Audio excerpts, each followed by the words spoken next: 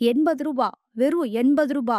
ஆமா. ஒரு cinema ticket விட குறைவான விலை தான். இந்த விலைக்கு தான் பிஜேபியும் தேர்தல் ஆணையமும் உங்க ஓட்ட நீக்கி உங்க உரிமைய பறிக்கிறாங்க.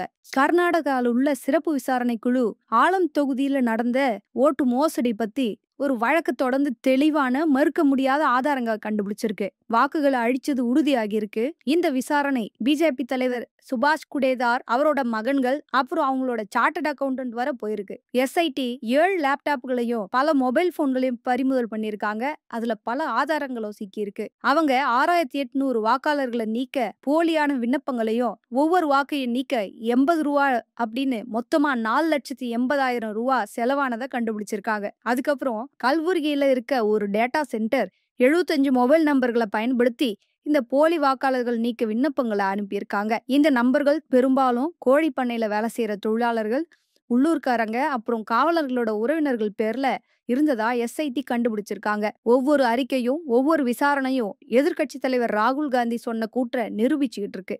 பிஜேபியும் தேர்தல் ஆணையமும் சேர்ந்து தேர்தலை திருடி இருக்காங்க. இப்ப கேள்வி என்னன்னா, உங்க ஓட்ட ரூ. 80 அழிக்க முடியுது. அப்போ முடிவு ஏற்கனவே முடிவாகிடுச்சுன்னா தேர்தல் நடத்துறதுல என்ன அர்த்தம் இருக்க போகுது? இந்த எஸ்ஐடி விசாரணை திரும்ப தேர்தல் ஆணையத்து மேல சந்தேகத்தை எழுப்பியிருக்கு.